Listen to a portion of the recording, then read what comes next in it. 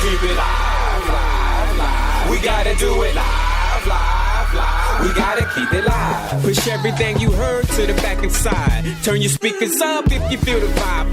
We speaking out the box. Welcome to the tribe, and nothing is off limits cause the people need it. We gotta keep it. Come on, vibe with it. We out, We gotta do with it. it. Come on, vibe with it. We out, We gotta keep it. Come on, vibe with it. We out, We gotta do it live. What we are going to do is highlight this album by a brother named Swoop. Swoop made this whole album about grief, where he basically has a panel discussion, and then takes the panel discussion and then chops up an album and puts it to That's fire. the discussion. That's fire. And so ideally, and I do believe we're gonna get to that once we get signed in for real. We're gonna play some of the songs and then use the songs as the talking points and the content and things like that. The first space that we should go to, though, I want to just do this so we can start some dialogue while we still getting that tightened up. What different types of grief have we encountered? Let's just identify some of them. In that, we can just start there. We know it's no. I'm gonna just set it there. You know, grief is it's rampant. You know, it's happening across the board. We get on the internet, on the news, social media, and not even within our country, but even outside the country, people are grieving. Mm-hmm. You know, they're losing life in a blink of an eye. The blink of an eye is completely different than what I assumed it would have just been. And so I think that part of this show and part of the vision that we had kind of leading up to this show was to have a discussion about grief, addressing what that is in the different areas, because there's grief in different forms you're dealing with. From a small level of grief, you know, financially, you know, I lost a little bit of money, then to a large amount of grief, I lost a lot of money. Then you're dealing with the loss of life, or you're dealing with the loss of a marriage. I've recently, because I work I'm a counselor and I'm a pastor. And so I have two different worlds where I hear different griefs on two different angles or from two different levels. And man, I'm hearing like grief from individuals that may have gotten a death sentence, you know, and the doctor gave them, you know, a certain amount of time, or their partner, their wife, or their husband, their spouse got a death sentence, and you're looking at this person every day like, I love this person, but the sand is seeping through, and I can't do nothing to stop it. And so I think the vision and what we wanted to discuss is the different areas of grief, career. I had a dream, man, I was going to be a hooper one day. Everybody was like, man, you're 6'5", you should be hooping. But the reality was it's not it. And so you're dealing with the loss of that. And then you're dealing with the loss of just a variety of things. And so that's what the vision of the show is. We're going to get to it. I see you, Ray, you work, and I appreciate you for moving levers and whatnot to try to get it going. We're going to get it going. And then we're going to go from there. So you go ahead, Jordan. You can chime in on what grief is to you, and then we'll chime into some music. Agreed, man.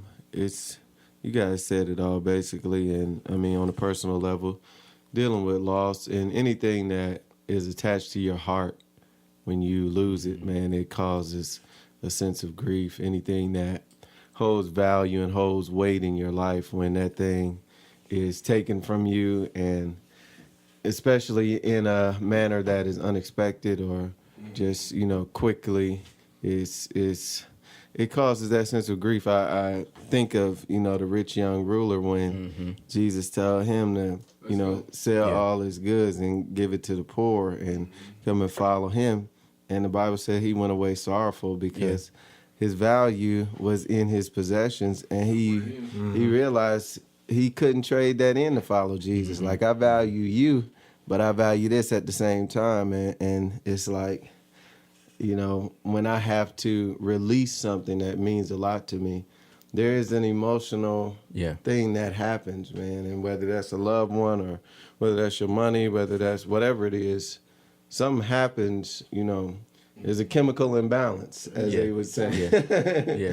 It goes on in the mind. Get So this man a skillet. Yeah.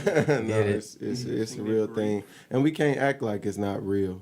And I don't think we're supposed to act like it's not real or just glaze over it, but have these conversations about these things because they affect us all.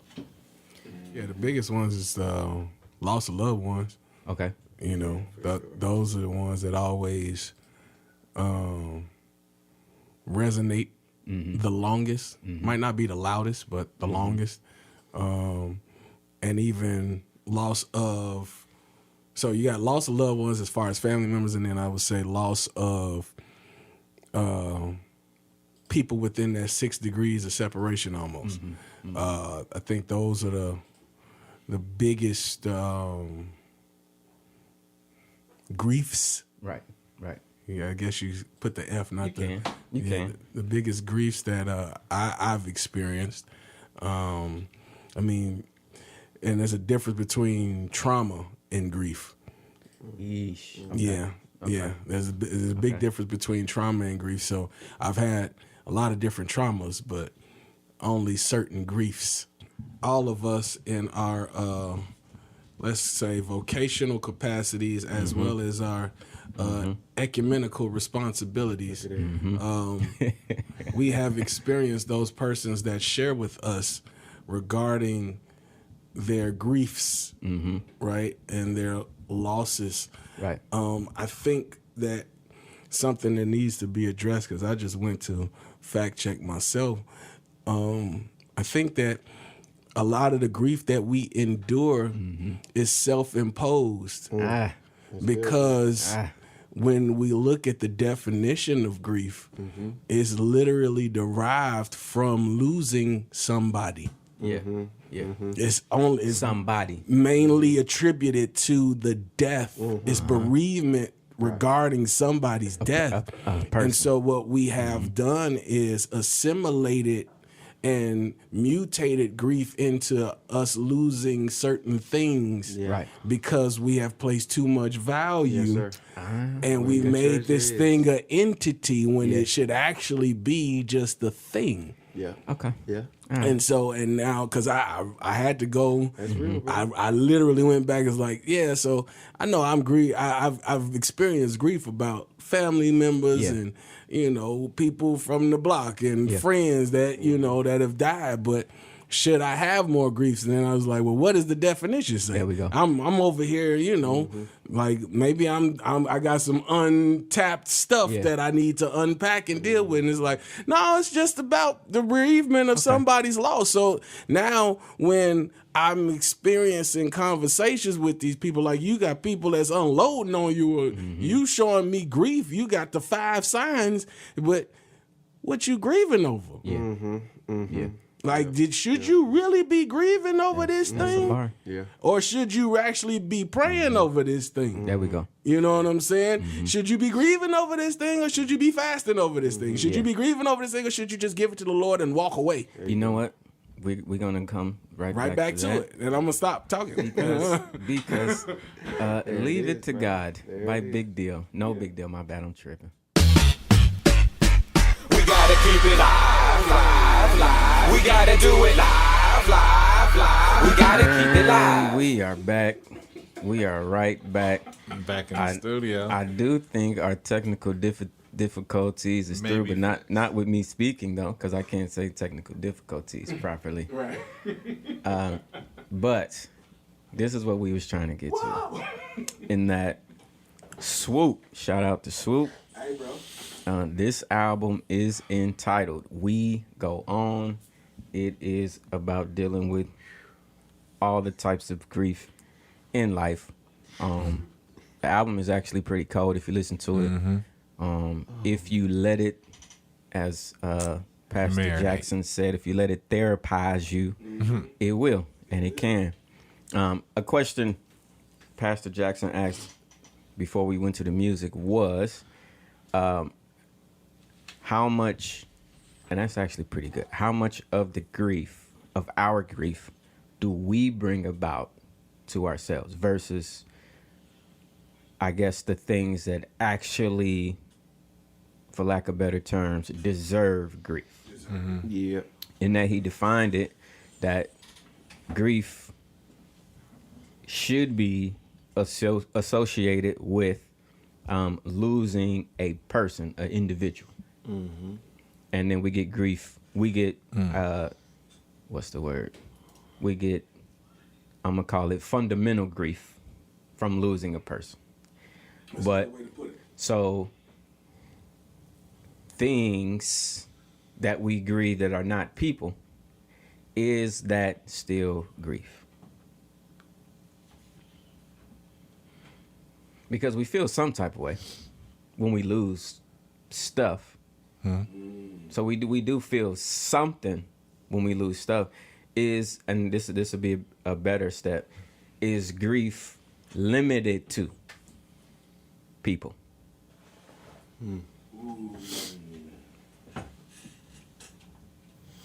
All right, I jump in. Because grief is come on. deep sorrow, especially that caused by someone's death. Which leads into what you're saying, Jonathan. The best definition of grief is the normal response to a major loss, such as the death of a loved one. Grief may also be felt by a person with a serious long-term illness or with a terminal illness. It may include feelings of great sadness, anger, guilt, and despair. So it's still grief, like if it's not a person, but it's like at that point, it's like I should be able to move past this more quickly, because the only thing I should have that type of heart attachment to is another person. Okay. Okay. That I, like Drake said, I got to learn to love people and use things and not the other way around. Now, if I'm using people and loving things, then my value system is messed up. So now when I lose, like somebody was telling me one time, they had started trading stocks and they were at their dad's funeral, and they were so caught up in the money they were losing in the stocks that they couldn't even focus at their dad's funeral. Wow. So that speaks to the value system that my value of me losing this money is not even allowing me to process what's that. Like, this is my dad. This is the person that raised me, and I can't even grieve over that because I'm grieving over losing this money. So it's about the heart attachment, and Jesus tries to teach us in the Sermon on the Mount. Yes, sir. Take no thought for this, and that. Come on. Because you can lose those things. Moth and rust will come in and destroy those things. Right. And it'll tear you up. Okay, so we are attributing human emotion to things. Making things. So grief. Okay, so could we say grief is not limited to people, but we should not feel the same level of emotion, attachment, all of that. We shouldn't feel that. We shouldn't feel like that when we lose a thing versus losing a person. Right. So Matt brought up the feelings of sadness, anger, and see what it is we experience those portions of the grief, and then we think now that we're grieving because we have symptoms of grief. You know, let's go there. Even Jesus told the people, let the dead bury the dead. I just started thinking about when Michael preached on it. That was so tough, bro. The timing was impeccable. Man, listen, brother. So you let the dead bury the dead, but then you think on losing stuff. Yeah. You know what I'm saying? And then you think about Job, like, why am I worried about stuff if stuff can be replaced? Now, why am I worried about stuff if people can be replaced? That's tough. That is tough. Bro. Job had people replaced. He did. And see, what happens is we feel that because we interact and we deal and we have time spent that it grants ownership. Okay. and it doesn't. The earth is the Lord's, and the fullness thereof, Yeah. the world, and they that dwell therein. So if I'm worried about people that's falling around me, Yeah. they actually God's. Yeah. Now I'm coveting. I'm lording over the Lord's heritage, Yeesh. or lording over God's heritage when I should actually be letting go. So how do we? Let me speak on the mic. Hey, he came up with his vocal. You heard him? But how do we? I hear what you're saying. I think those in the body hear what you're saying. know exactly where you're going. But I recently attended a funeral, and I listened to church people talking, and I knew that there are other people sitting in there, and a lot of what you're saying I can connect because I could connect the dots. I've been through this. I heard it before. But how do you say what you're saying now to where someone can hear it at a level that they have maybe heard a little bit of it, got some scraps, but how do you piece that? I want you to piece all that together, but I don't want to say dummy it down, but water it down. I would start that by saying or asking, what is your perception of God? Right? It always You gotta starts start there. there. Bro. You got to ask that question because right away, one of the first things those of us in and out of the body do when we experience grief from losing a loved one, we'll categorize it like that. One of the first things we do is ask God why, right? Everybody does that. We all do that. Whatever power you might acknowledge. Yeah. Everybody is like looking up at the, the heavens, screaming, "Why? Take me!" You know what I'm saying? Everybody, everybody does that. But you got to ask yourself, who am I shaking my fist at? Right. You know what I'm saying? Right. Who am I really pointing at when I say you took my so and so? Right. Are you pointing at the Big Bang? Right. Yeah. Who am I talking to? Or actually, now look, God is like, who are you talking to? Yeah. Yeah. Because some Go ahead. questions and what's the other word? We kind of come for God in that. So you gotta ask, God want to know who are you talking to? Because if you understand who He is, and then you can then understand, if you understand that God is God, then you got to put a space in between your understanding and His understanding. Absolutely. So He can take my loved one from the world. I'm going to put take in quotes. My loved one can pass and the world can still be okay Yeah. because He God. Yeah. You know what I'm saying? But if I don't have a basis for God being in control, There's no. then there is no, I don't have a platform. Yeah, I don't have anything to stand on to build, you know what I'm saying, what you're saying. Which is really where I want to get to. That's the only place we can lead them, That's it. to God. That's it. And even ourselves knowing, and what you're saying is the only place I can lead you to is God. Yeah. And so the whole time that the person was talking, I was thinking in my head, I don't know why, I just kept thinking silver and gold. I ain't got it. Yeah. I ain't got it. Yeah. That's good, I ain't bro. got it. That's good. That's good. I ain't got it. So grieving people are still reaching for whatever. So when you stand up at a funeral, they looking for the silver and gold. They looking for it. Yeah, they looking for, hey, give me something that's gonna fix them laying up there in the box like that. Yeah. Give me something that's gonna fix that. But hey, I don't have that. Yeah. I have nothing. So recently, was about almost a month ago, I had to officiate a eulogize my aunt down in Georgia. And so that was, what do you call it, layered, because my surviving uncle is the last of my dad's siblings. Yeah. right? And you talking at a chapel because you can't go to a church because wasn't enough money to rent a church and so you're doing everything at the chapel. And you got a chapel full of family members you ain't never met. And you know none of them, except for maybe 7 people, actually acknowledge God. Yeah. And so it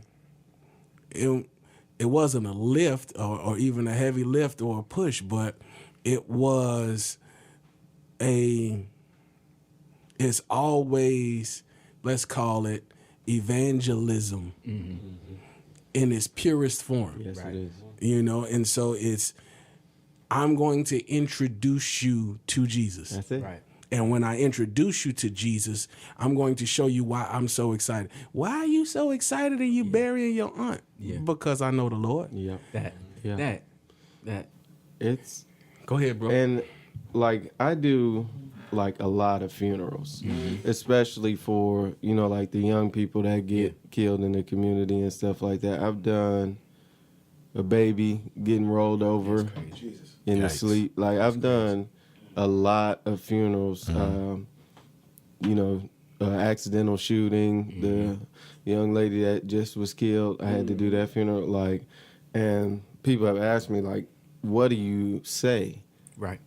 What do you, and it's like, especially if you don't know the person, Right. what do you say? Right. And it's like, there's only one thing to say. That's it. I remember I was doing a funeral one time, and I intentionally did not prepare anything. And when I got there, the Lord told me to illustrate Wow. At a funeral? at a funeral. Wow. Come on. And me and God Yeah. were having this discussion back and forth at the funeral. Like, bro, there's a casket right here, They and it's rolling them open. in. Yeah. Like, Chill. I'm not gonna illustrate in front of somebody that's dead right here. And he's like, you finna illustrate the you gospel right now. Yeah. And you gonna use grieving people to illustrate it. Wow. Yeah. And the impact that it had, Yes, sir. it was maybe one of the most important messages that I've ever shared because it made the gospel clear. Yeah. That. It made it clear, That. bro. That's that, it. That. Come alive, man. And like you said, they're reaching more than ever in that Yes. moment because that is when they have the least amount of answers. Yeah.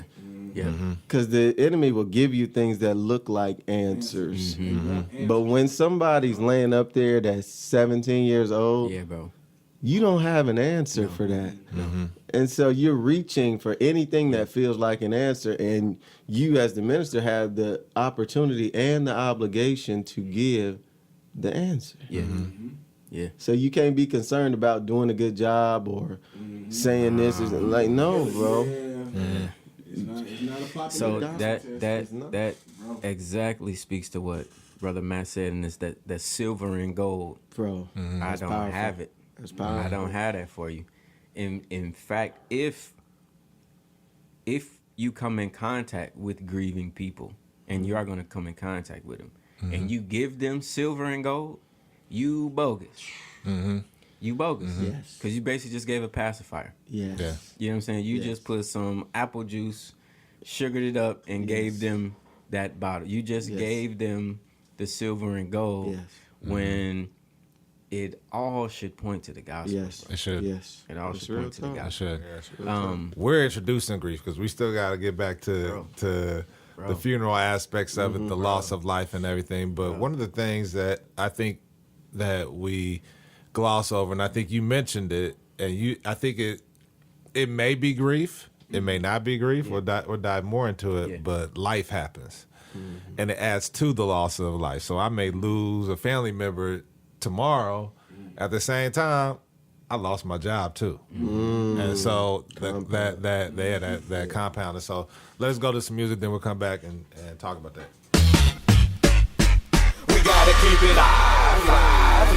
We gotta do it live. We gotta keep keep it live. That the world might blow up tomorrow. And we're back. And I'm gonna stop talking.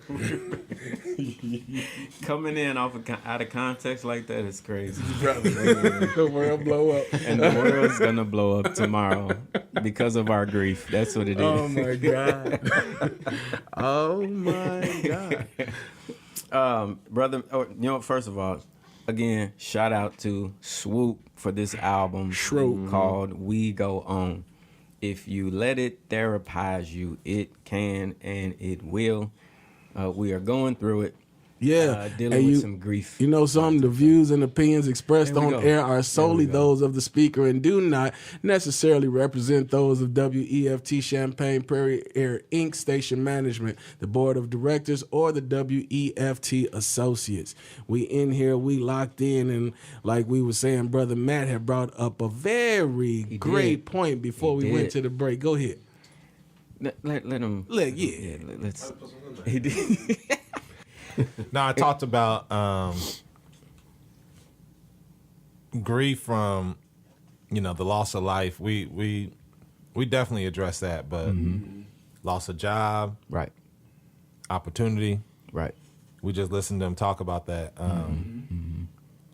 Marriage. Yep. I've heard people say that marriage, divorce is like a loss of life. I don't know what it's like. I haven't experienced it, but I've heard that. I will speak to that. I will too. Because I have not been divorced, but my parents did when I was a grown up. Right, so I had full understanding of what was happening. It wasn't like me and my siblings were going in between houses and stuff like that when we were shorties. It wasn't like that. But in some instances, I kind of wish it did happen like that, because we wouldn't know it. Yeah. The so-called right way. You know what I'm saying? We wouldn't know the whole house aspect of it. Just break it when I'm young so it heal fast type stuff. You know what I'm saying? Yeah. But seeing it and experiencing it as an adult, I'm 30. I was 34, 35, I think, when it happened. I'm already married. I already got my own kids and stuff like that. And then my parents who were married I had to be younger, because they had been married. That would have been 34, 35 years of marriage at the time that they split. So it's like, or you don't think of it like this while you're in it, but once it goes, it's like it was a person. The marriage was a person. Because there were so many things that hinged on that marriage and probably more so that household. Because after church, I'm not even asking no questions about where we finna go. We going to Mama's house. Cooking or not, we going over there. Unless they say it ain't happening, that's where we going. So, but then my grandparents was like that, and then my parents was like that, and then I'm thinking we finna be like that. But then this happens, and it's like, hold on, what you mean it ain't like that? What you mean it don't work?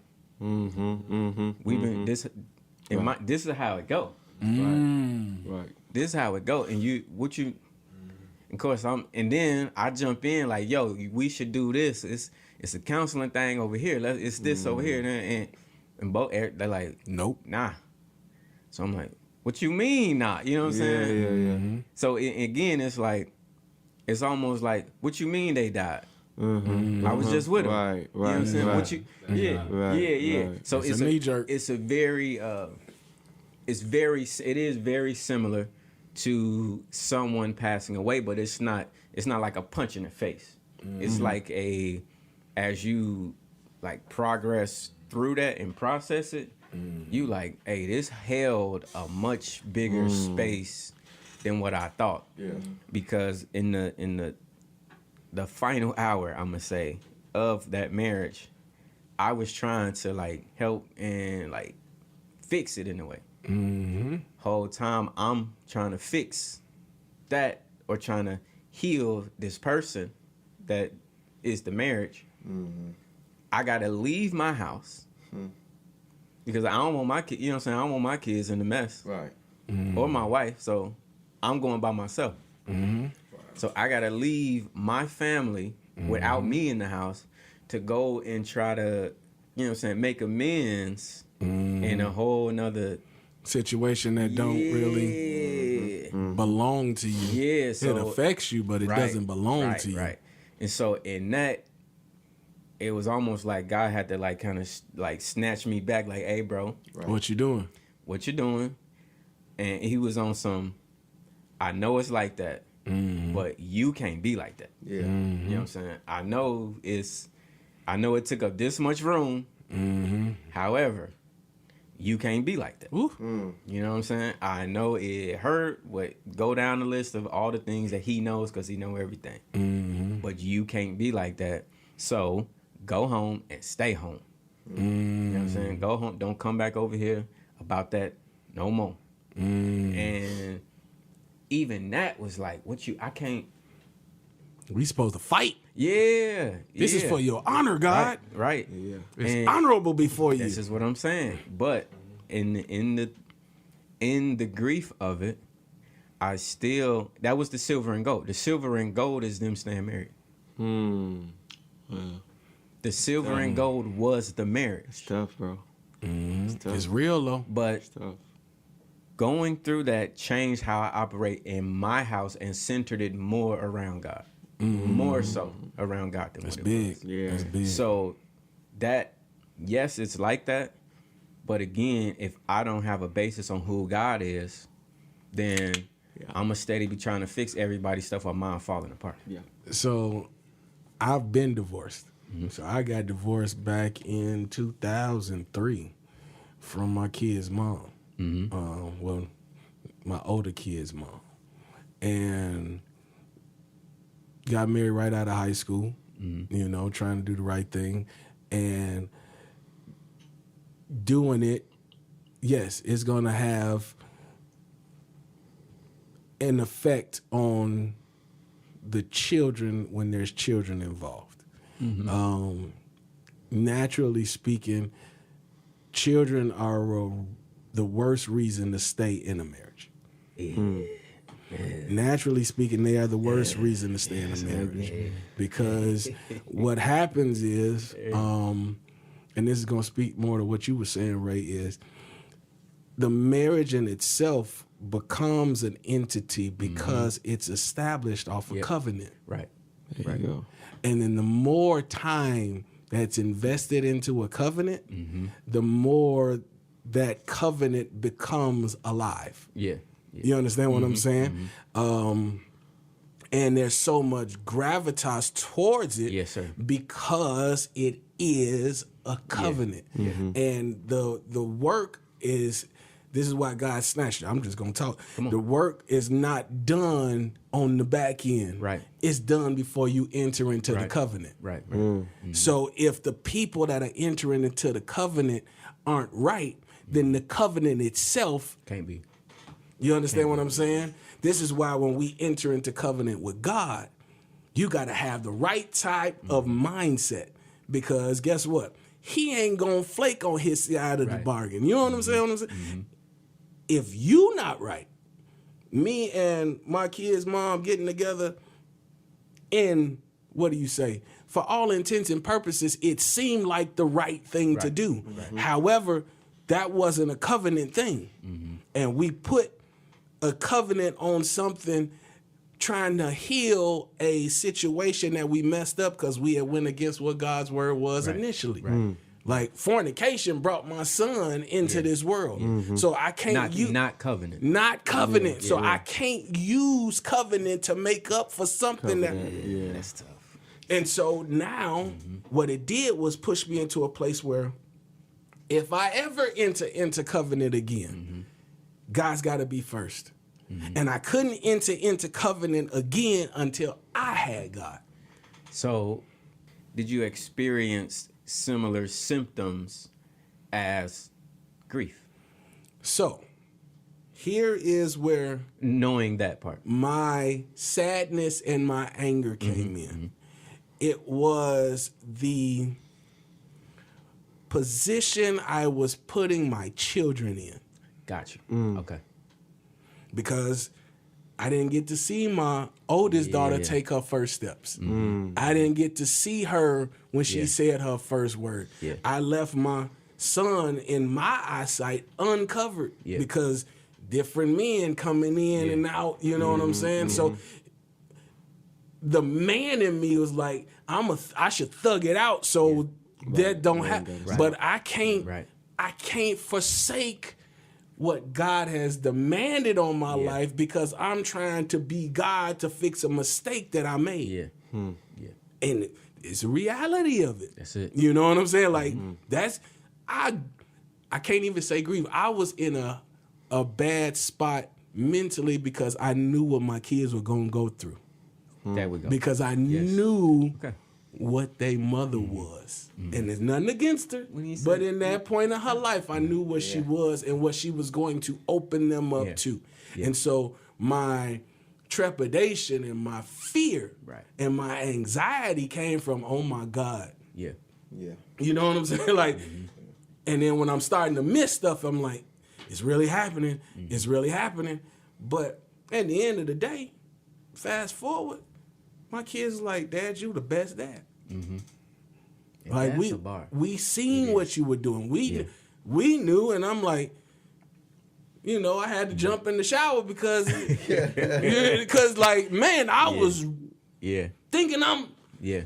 I'm out here bogus. Yeah. Bro. Yeah. you know what I'm saying? So it was, and I can't say that I was grieving over that Okay. because at the end of the day, I realized staying in that marriage was going to either hurt me or I was going to kill her. Oof. I'm serious. I think this is a Yeah. as we you know what I'm saying as we're dealing with grief. I'm saying some very incendiary things over there. I think one of the points that we're getting to is that we kind of laser focus on the thing that we are grieving about, and when we do that, it's easy to forsake everything that's actually happening, that's actually moving forward, that's actually the plan of God still moving forward in our life. So I think what I'm hearing is that yes, this grief or this sadness, this anger, this anxiety, yes, it's happening, but that can't be God.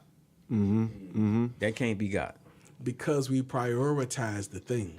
Yeah. There you go. Yeah. There you go. That's the problem. you go. Creates it. We prioritize a thing. And once we prioritize a thing and it's no longer God first, Yeah. now it's an idol. Yeah. Okay. Don't do And once it becomes an idol, Yeah. you worshiping this thing. Yes. Yes. Bro, we were married in college at SIU, and we were something to aspire to because we're married in college. You understand what I'm saying? And people look like y'all married in college. So now it's this thing. Right. And now you aspiring to became keep it, the yeah. thing Yeah. together.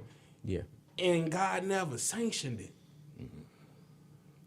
God never even said this was the thing to do. I thought it was the thing Yeah. to do. I done brought You a child. thought. Yeah. Yeah. I brought a child into this world. Yeah. I'm not finna let my son be out here naked. Yeah. I can't. So what I'm gonna do? Make it happen. Make it happen. And here is the kicker. When your parents tell you you do not have to marry this girl, they tell me you don't have to marry this girl. Let's get custody of your Make it son happen, and yeah. we'll make it happen. And I'm thinking I'm doing what God said Yeah. I'm supposed to do. Yeah. That's where it is. That's a tough But I prioritize Right. the thing. So in this regard, those feelings and angst and all of that was really brought on by sin. And by myself. So it's intentional grief, what you're saying. That's tough. It's never intentional. It's never unintentional, but it happened. Grief, though. It's still grief, because if you mentioned that you were at a place where you had thoughts of like, if I'm in here, I'm gonna harm this person. Mm-hmm. You've reached one of the stages of anger, grief, and so at some point it was pricking something, right? It was doing something to you where it's like, man, I can't do this. One or the other. Yeah. Mm-hmm. So your flesh was grieved.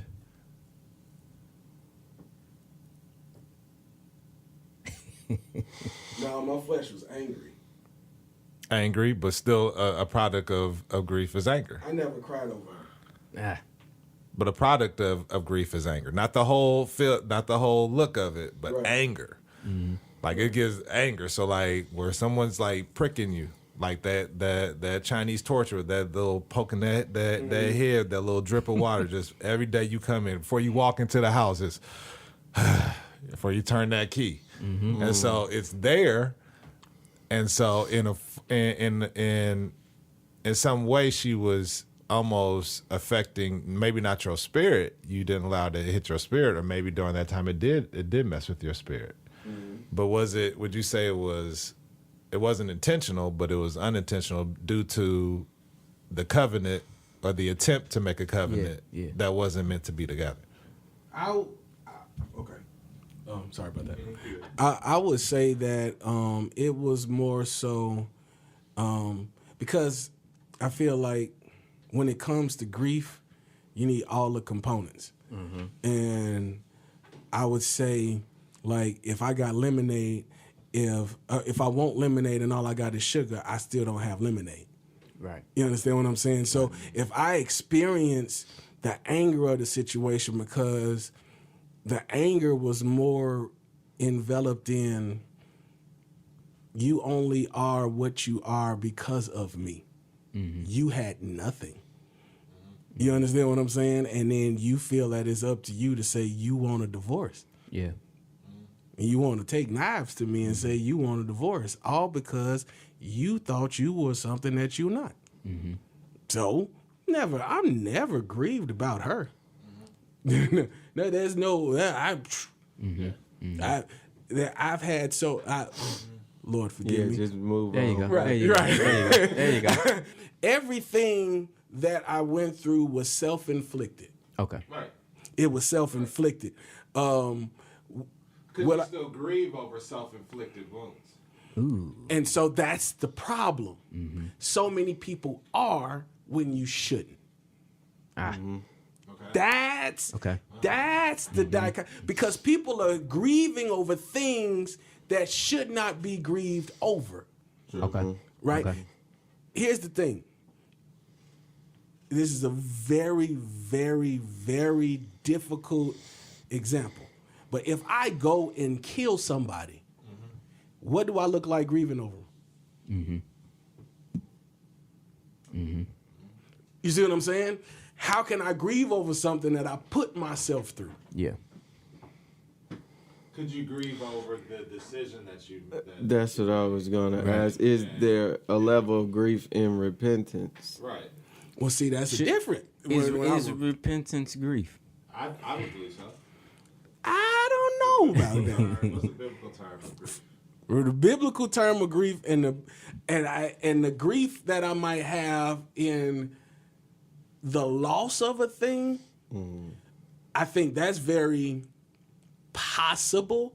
But the problem is, at this stage in my life, looking back on it, Absolutely. right? Like, I can't see myself. Yeah. But back then, of course, I'm gonna be upset that I'm not there with my kids. Right. Of course, I'm gonna be upset that the time and the effort that I put into this individual is no longer there. Of course, watch this. Of course, I'm gonna be upset that everybody's gonna look at me differently now. Yeah. You know what I'm saying? But in retrospect, with the knowledge that I have now and me trying to talk somebody through it, I can't put so much emphasis go. on the thing Yeah. when I have so much emphasis in God. Okay. You see what I'm So saying? then we're back to God having to be the baseline. He gotta be. If he's not If number he's not, one, yeah. like, because God is number one right now, and heaven forbid, if Michael walked away from me right now, guess what? I'm cool. He's still. It's gonna suck. Yeah. Cause I know she the one. God showed me the one, so I know it's never gonna happen. But if she did, I got God. Yeah. The Lord giveth, and the Lord taketh away. Blessed be the name. And that's where most people mess up, because the self You can't get past that. Yeah. They're like, well, why? Why? It's the why. They get stuck in the why. Like, why would he let this happen? Why, if he's supposed to order my steps, I pray. Why? Why not?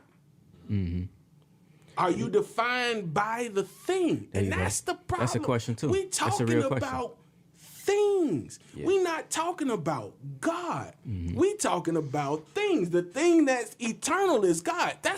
He gonna last forever. So when I'm putting more emphasis on these things, and I'm stuck in the valley of decision on things when he is the source of all, there's a problem. And we're going through a lot of grief because we let the problem rule. Go ahead, bro. My question is, okay, let's say, for example, for those that are listening, like, I'm a Christian and I walk with God and I do something, let's say Adam. Yeah. I do something that drives a wedge between the relationship between me and God. And what is now the middle ground of grieving because of what I did, knowing that I shouldn't have done it, and me just getting up and moving on, and believing that I'm forgiven? What is the middle ground? Because it's like, sometimes if I'm on one extreme or the other, Right. I'll walk in condemnation, or I'll just walk in a type of liberty that has no conscience whatsoever, and I don't care. Right. Yeah, and so it's like, what is the middle ground of, I shouldn't have done that, and I'm sorry for doing that, and I see the Yeah. consequence of my actions, but at the same time, my God is faithful, and he is merciful. Right. And there's go ahead, bro. But I think the grief is in the sin. And so prior to the repentance, that guilt, that concern, that like, So the sin causes. I think so. Yeah, I think it Absolutely. causes grief. Okay, go ahead. It's gonna grieve your spirit. Like, I know for me, if I do something, Absolutely. I'm thinking about it all day. It's in my head. I can't sleep. I'm thinking about it. Yeah. Like, it's bothering me. It's popping up. Yeah. I wrestle with it, for me personally. Yes. Yeah. Just something, if I say something. So I'll text somebody, or I'll say something to my wife or something. This small little something, but I know I shouldn't have said it like that. My tone or my demeanor or whatever. And it bugs me. Yeah. And so I feel like those are the things. And then the ability to walk with the bop and get that step back is, man, let me go and fix this. Yeah. You said something, and I don't even know if you realize you said it, but I think we need to highlight it because it's very important. The grief of the sin, I think it lies more in the guilt of it all. Yeah. Okay. And then, but you said something that's even doper, and I think this is where we actually finding what you call it, the root of the root. Root. Bro, if it grieves your spirit, Yeah. then it's something different. Yeah. Yeah. My spirit wasn't grieved Okay. about her. You see what I'm saying? Yeah. That means that it's temporal. Yeah. When it grieves my spirit or it grieves my soul, that means it's something connected to him. There. Okay. You see what I'm saying? And I think that's the middle ground, bro. Right. If I know I did this and I repented and my mind is now transformed, or renewed, and now I'm transformed, then I can get that bop back. But if I'm still grieved in my spirit, there's something I still got to get right. You go inside church thinking about it. Right. And then somebody talking about There you, you singing go. about you. Yeah. I know. You know what it is. So you got to correct the spirit part of it. Yeah. Because that's eternal. Yeah. So and it's not to feel like nothing of this. Oh, I gotta go. It's nothing to say that you can't have feelings about these things, and you can't have, a passion or an attachment to these things, but it can't be to the point wherein it supersedes God and that you take yourself out of alignment with God. If it's grieving your spirit, then it's something you got to get right. It's something that needs to be resolved. It's something that needs to be put back together, because your soul is telling you. And if it's attached to the Holy Ghost, God is telling you, get this right. So if it make my flesh crawl or feel some type of way, good. Yeah. My flesh don't need it no way. It ain't gonna make it up there no way. And like I said, I'm talking from a different lens now, because I done been through some stuff, and now my walk with God is a lot tougher. So I will say things in a stance to be like, hey man, you think that man been saved? Oh no, I haven't. I got to a point where I know if I don't have God, I'm dead out here. So what I say it from a point of I got to. You know what I'm saying? Because I can't have nothing but what God offers me. That's good, bro. Yeah, I'm gonna. I think it's time to segue to the last part, but I think one of the things that I want to mention. I had a funeral just recently, and someone that was close to me passed away, and one of the things that I thought about with the loss and with the people, the church people being kind of churchy a little bit and all that. And it is what it is. It's nothing. It's not a shot at them, because I've had unfortunately quite a few funerals to go to, and it was like that. But I was thinking of this individual, and I was reminded when Christ was walking, and he saw the tree. Hungry sees this tree, right? Walks up to this tree and realized that this tree was playing him. Man, I'm sitting here hungry the whole time. I get to this tree, and this tree was playing me the whole time. And I think about her life and the dedication that she did. I think about the dedication that a lot of people ahead of me within that church have had. And I'm like, man, that's the goal. Yeah. At the end of the day, leading back to it is, when you get there, he's got something to eat off of. Right. That's good. And so the whole time we sitting in service, and I'm thinking, and I'm just reminded, like, man, they up there having a banquet. Yeah. And like the whole 43 years she was down here working, she was whipping up a whole entire meal. That's fine. And so it's funny how the scripture kind of flipped, and how all this time, dedication, commitment, consistency was almost her preparing the table in front of the enemy. Right. And the scripture all the time, we look at it for us, but here God is feasting in front of the enemy, because now his daughter prepared the entire meal consistently for 43 years, and now they're celebrating it. So I think that's kind of leading into what we about to deal with. I think it's going to be a little tough for some, so we're just going to see where we go. So We gotta keep it live, live, live. We gotta do it live, live, live. We gotta keep it live. And we back. we're back. Yes, sir. We back at it. Pastor Jackson had to roll out, but What's there? Pastor Matt, Pastor Jordan, You here, man? Brother Ray, still Yes, here. Shout out to Swoop, album entitled We Go On. It is a album that deals with grief, as I have been saying. It will help therapize you if you let it. If you let it. So we have also been dealing with the concept of grief. What is grief? What is not grief? And a concept that's on this project, there's a skit on the album about it. I don't think we're going to get to it just for the sake of time, but there's this concept called compound grief. That's the name of a track on the album. And what it does, it contrasts the level of grief experienced when you actually lose a loved one, when you lose somebody close to you, when you lose somebody that you love, type of deal. But then it contrasts that with just living life in a place that always contributes to grief. So in a place where the example that the speaker uses on the album is a kid that's growing up on the south side of Chicago, right? And you know that people are being murdered every day. Maybe none of those people are related to you, or you know, these aren't your family members that are being murdered, that are being killed.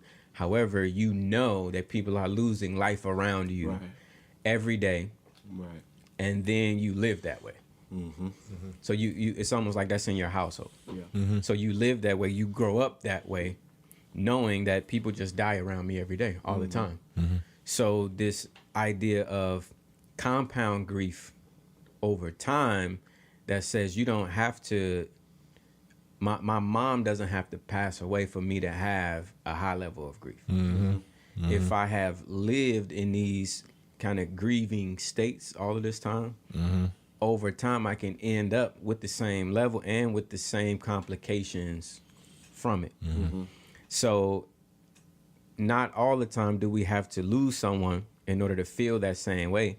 In fact, I think we all have kind of experienced small instances of grief over time that build, and sometimes we don't know what that is. You know, sometimes we don't know why we're acting out in that way when it very well could be something that wasn't a big source of grief, but maybe these, I'm gonna call them a micro grief. We just made that up. Nah, but I mean, I think that happens across the board. Just as you live life, you start to reflect and think of the little ticks that kept coming through and kept, you know, notching something within that help, you know, kind of shape you. I think a lot of us are shaped certain ways. We kind of have these walls up due to grief or due to having our feelings hurt. You know, that carries in a variety of things, even within your marriage, within your parenting, within your, you know, your preaching, your teaching, all those things. It can carry over if you're not leading back to what we've been saying the entire time. And I think that's the main thing that we want to walk away with, is that it's God first. It has to. At the end of the day, like, that's the only direction that you can really go, because you begin to realize that. And I don't want to say I don't want you walking around, or anyone walking around, as if everything is against them. But a lot of stuff is out to add to that. The world is the world. Yeah, the world is the world, you know, and it's going to do what it does and what it does best. And so it's going to pile on that grief if you're not in.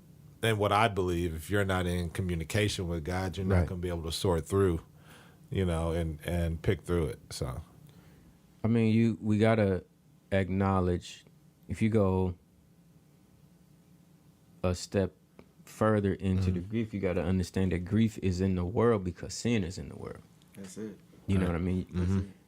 Grief, or whatever contrary feelings we feel, all of those things are in the world because sin is in the world. Absolutely. So until sin is purged from the world, there will be always something, I guess, soliciting your grief. Absolutely. There's always going to be something pulling on you to idolize something that we probably shouldn't. It's never. The world is never going to be like, you know what, we done pressed you enough, so we straight. You're good. Go, keep it moving. Never. That's never. As long as sin is in the world, there will always be things that will call for your grief. Always. Absolutely. Just checking out that last joint that we was playing, and not to kind of shift the topic, but he was talking about how when he was going through grief, people would try and give him an easy answer for the things that he was dealing with. And I was wanting to ask you, Matt, like, just wearing both hats of being a therapist and a minister, like, how does being a therapist help the minister when somebody's not paying you for therapy to talk to you about their issues, but they come to you as a minister with their issues and they're dealing with grief, or like how does one help the other in talking to somebody about grief? A lot of times it's just listening. It's not about talking. There you go. And I think I've had to learn that throughout time. Yes, sir. Because I like to run my mouth. And so I'm learning just to sit and be quiet and just let people just talk. That's and I think the hardest thing for me, though, is letting family talk. Because with family, it's a little different. Yeah. And so speak to that. I can struggle in that area where they want your help, but they don't want your help sometimes. So They want it from you. Well, that and so just being supportive, encouraging for therapy, encouraging for the right therapist and stuff like that. But is it the familiarity that makes it hard? They know for me. Yeah. They know me. They know you. They know your dirty laundry when you was a little boy out there doing this stuff. So it's really hard to really get out there and do that. But I think a good thing is, though, I will say that for me, my family, they do come to me when they want to talk. Yeah. And so I know that, but also know during this time, and I have to work on it during this time and with others. Like, I just got to be quiet and just listen. That's good. And I think, Moses, when he had to ask for help finally in order to win the battle, the Aaron and Hur didn't grab the staff. The staff was what won. And so a lot of times we try to grab what won rather than just grab the arms. That's good. And so describe. Could you describe that in detail? The instance that you're talking about with Moses. Yeah. See, I usually use if you ain't realized by now, I use a lot of references. Yeah. And so Moses is not actually is he's given some wise counsel from his father-in-law to get some help. Yeah. Right. Because Moses during this time is getting his butt whooped. And the Israelites are they're getting beat down. They're catching the beat down. People are dying. And so there's grief literally happening in front of his eyes. There we go. He's watching grief forming in front of his eyes and seeing people that he probably encouraged, talked to, whatever, and they're being slain because he's not capable to navigate this on his own. And so as a result, he's been given this advice. And so two things happen within this story that I think are dope. Moses says, I need help. The leader. And the leader, but just at times when we're grieving and we're going through something, you got to say, I need help. That's good. I need help. I need some support. I need some love. I need a hug, or I need you just to sit here and do nothing. Right. And then I think what the other two did is they didn't come over because it wasn't the arms that won the battle. It was a component to it, but it was hold this up that won the battle. And they didn't grab that. Good. And so what we need to do when we're supporting, preaching, counseling, teaching, and a lot of times we try to do it, and I try to do it by speaking, is grab the staff. And try to lead and try to win it for them when my only job is to grab the arm. And so it takes both to come together to win it. And so in order to navigate through it, I think you have to partner.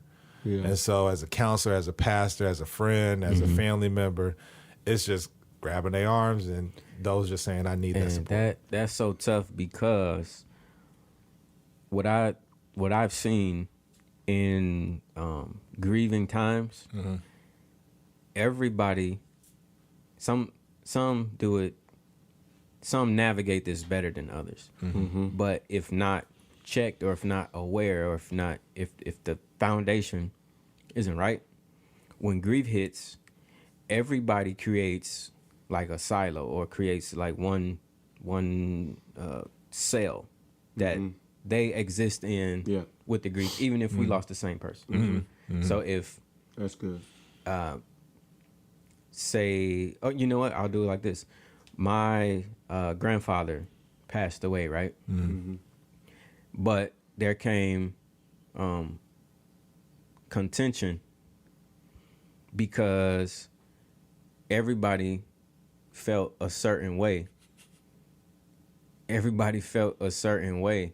about their relationship with granddad, right? Yeah. I was this to Right, him. right. He was this Yeah.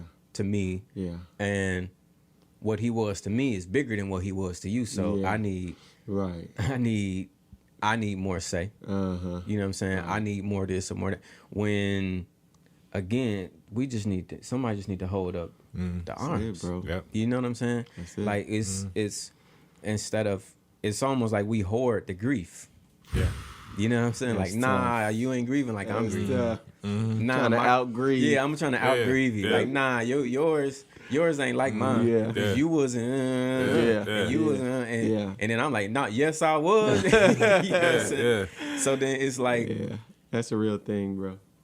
how can, again, that was so perfect that you brought up, one, the leader asking for help, but then those who helped, they didn't come and try to grab the staff that meant leadership. They didn't, the ones that helped didn't come lead. It You know what I'm it saying? makes me think of Job and his friends. Yeah. Yeah. Like they was good until they started talking. Yeah. Right. Like when they went there and just sat down by him silently and just let him deal with what he was dealing with, they were good. But as soon as they opened their mouth and tried to diagnose why he was losing everything he was losing, and they were completely wrong. Yeah. And Completely wrong. God told Job, like, hey, holla at them before I had to holla at them because they misrepresenting me. Yeah. Yeah. Yeah. And like sometimes, most times, it's best to just be present And listen. and listen. Yep. Yeah, and I think going back to what I said with we do that in the church. We use those, and so when Those people, cliches and things. yeah, those cliches. And when people aren't, they're grieving. Even those that are in the church, because you would hear people that grew up in the church, they know the lingo. I ain't trying to hear that right now. like I'm sad. Like I lost my dad. I lost my mom. I'm sad. Like I got a right. Like you. Sad, Like it's bro. almost like you Yeah. taking away my right. Yeah. And that's why I like that song. Because it's like you taking my right to just be sad Yeah, right now. yeah. To just cry. You telling me to dance, to shout, to worship, Yeah. and do all this. And I do that. Yeah. I know how to do that. But at the Right. same time, I should have a space Yeah. to be able to cry. And Yeah. while I cry, just hold my arms while I cry. And I think sometimes we be having that savior complex where we want to say the thing that pulls the person out of grief. And it's You like, wanna do- yeah. that's not your place, bro. You're there to support. You're there to, like the Bible says, we rejoice with them that rejoice, but we also weep with them that weep. So, Exactly. You gotta like, do I'm both not of those. gonna grab your hand and start dancing if you Yeah. sitting there crying. Like, Yeah. I Yeah. should be able to come into that with you and Yeah. like, And that's the best example of Jesus. Yeah. In that Jesus could have saved humanity just from being born. I see you. You know what I'm saying? And in the manger, Yeah. Jesus could have stood up Yeah. and been like, I redeem you all and ascended right in the manger. He could have done that. He could have done it because he was God. Yeah. He could have done that.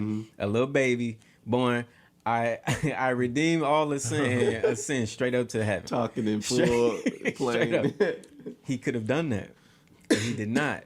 He went through age and time. You know what I'm saying? He Yes. went through, he basically willfully took on a human experience Yeah. in order to redeem the humans. Yes. You know what I'm saying? So what we look like trying to just reach in and just snatch you out the whole, no, you can't do that. Jesus didn't do Yeah. that. Yeah. He went through time with The feelings humanity. of our infirmity. I think people Yeah. are just more uncomfortable. Yeah. It's the setting. It's uncomfortable. It's like, come on now, let's get on. Let's move Yeah, on. Let's yeah. move on past this right now, Yeah, rather than yeah. just sitting there with someone. Bro. And if it's something that, and it's fine if it's something that you're uncomfortable with. Yeah. But if you're uncomfortable with it, you need to be open, honest, and step out the way. That's it. That's real talk. That's it. That's I mean, real talk. just step out the way. Don't real come talk. around. Especially if you're in a leadership role. Yeah. Don't do you it. need to be open, honest, and say this is something that I'm uncomfortable with. Maybe I need some coaching. I think it's important. And I realized y'all know I went to a private school, so I had to go to the Christian school, and we had to go on Fridays, every other Friday, from, I want to say it started like in 2nd or 3rd grade, one of those. But we had to go to the nursing home around here. Yeah. And I was talking to my mom about it, and I was like, I didn't even realize I was getting training going inside there. Yeah. Wow. And the training, Yeah. I was going, because Yeah. we were going there every Friday. We had to sing. Wow. We had Wow. to talk go to the rooms and talk and shake hands and talk to the people. It was a Wow. requirement. Yeah. Like, every Friday, got in the bus and went there. But it was training me. And a lot of people just ain't trained. They're not trained to sit in there and like you see that. And so I would see people at a young age, see people and then not see them the following week. And so even though I didn't realize it, I was kind of, I don't want to say getting numb to it, but getting like used to that environment, Right. used to those, Right. to You start knowing how to hands. move. Yeah. And that's, and I don't mean to cut you No, off, you but good, you good. that's why I wanted to ask you that question, because a lot of times we think that being a preacher and a therapist can't operate in the same space. When there's a level of training, even in listening, active listening, that we don't get in church. And so it's like, if these two things can't coexist, there are skills over here that we don't have. And so we lack the ability to help people in certain areas. Right. The Yeah. best we know to do is, all right, do an up-tempo song because the people ain't. But it's like, that ain't going to get it every time. Yeah. No. So it's like, we have to be, and of course we're not open to things that are not of God, but if the intent is to help people and to understand people better so that they can be helped, we have to be open to certain things, man. For sure. Yeah. So with that being said, I think, man, we coming down to, time flies, man. Because you know what? I will say, God is good. I text, because I was upset because that stuff wasn't working my way on the way up in here. I came in here, the whole room was spinning. But but everybody, for the most part, they text back and said they didn't see anything or didn't hear anything. So Cool. Thank God for that. I appreciate the listeners. I'm gonna make sure I remember all the components to make sure the music does work and everything works smoothly next time. Thank everybody for coming. This topic was about grief. I know it's kind of tough. One of the songs one of the things that I did want to end with is how to get through at the end. What do we do at the end? I know we pointed people back to God and everything. And that's the most part. I can't give you silver and gold. I can't give you any thing that's going to take it away. But what I can do is point you in the direction. Can hold your arms. We can be there to support. Be there to listen. Be there to just talk if that's what you need. But for the most part, I think that our goal with this show is to lead people back into the direction of God. Yeah. Absolutely. Yeah. I don't want to say nothing. I just left you just hanging with me. You pointed at Ray. I thought Ray was going to speak. I'm like, man, y'all ain't gonna say nothing. No. Shout out to Swoop for this album, We Go On. Yeah. Okay? Right. If you let it therapize you, I'm keep saying that, it will. Also, ideally, what we are going to do is make a Spotify playlist out of this podcast, and you will be able to search this playlist, and it will include this album as well as the topics that we were speaking on in a podcast format. It'll be a playlist on Spotify that you will be able to go and download, listen to in the same format that we had it right on the show. So please like, share, subscribe to the Out of the Box YouTube page. Shout out to Billy. Appreciate you, sir. For your presence, Pastor brother. Jordan. Yes, sir. Minister Ray, Brother Ray, Pastor Matt, Pastor Jackson. Yes, sir. And I think we're just gonna get out of here. We gotta keep it live. We gotta do it live. We gotta keep it live. Push everything you heard to the back and side. Turn your speakers up if you feel the vibe. We speaking out the box. Welcome to the tribe, and nothing is off limits 'cause the people need it. We gotta keep it